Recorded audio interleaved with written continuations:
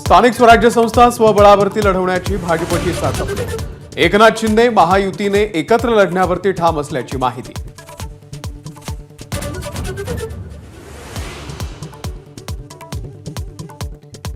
चंद्रशेखर बावनकुळे यांच्या घरी धनंजय मुंडे आणि सुरेश धस यांची भेट। मतभेदांमुळे दोन जातींमध्ये वितुष्ट निर्माण होऊ नये याकरता बावनकुळेंनी मध्यस्थी केल्याची सूत्रांची माहिती।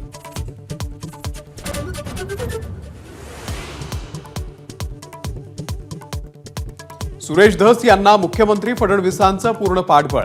चंद्रशेखर बावनकुळे यांच्याकडून स्पष्ट। धस मुंडे यांनी एकत्र काम केलं तर अधिक चांगला न्याय मिळू शकतो, बावनकुळेंचं वक्तव्य।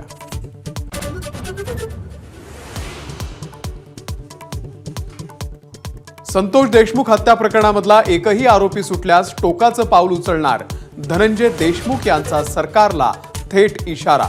तर सर्व आरोपींना फाशी होईपर्यंत लढा थांबणार नाही, धनंजय देशमुख यांच्याकडून स्पष्ट।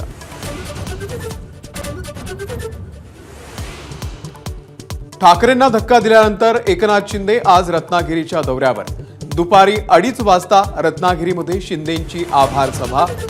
माजी आमदार सुभाष बने, गणपत कदम हे हाती घेणार धनुष्यबाण।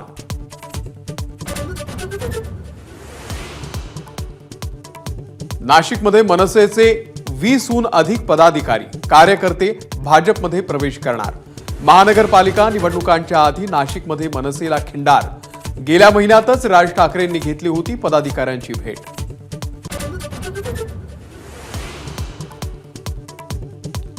एकनाथ शिंदेंच्या ठाण्यामध्ये गणेश नाईक घेणार जनता दरबार।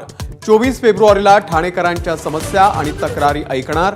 भाजप पक्षवाढीवरही नाईक लक्ष देणार।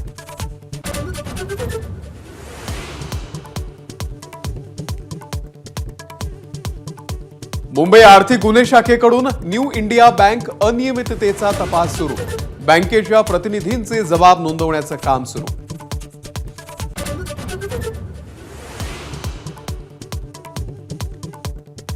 तुळजाभवानी मंदिराच्या मुख्य गाभाऱ्यामधील चार शिळांना तडे।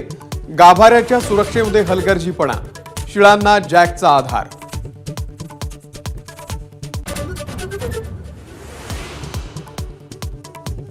शनी शिंगणापूरमध्ये शनिदेवाला ब्रँडेड तेलानेच अभिषेक करावा लागणार। भेसळीच्या तेलामुळे शिळेची झीज होत असल्याचं उघड। 1 मार्च पासून निर्बंध लागू। दिल्लीमध्ये सत्ता स्थापनेच्या हालचालींना वेग। मुख्यमंत्र्यांच्या चेहऱ्यावरती आज मोहर उमटण्याची शक्यता।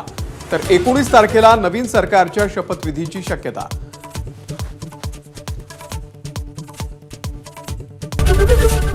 एबीपी माझा, उघडा डोळे बघा नीट।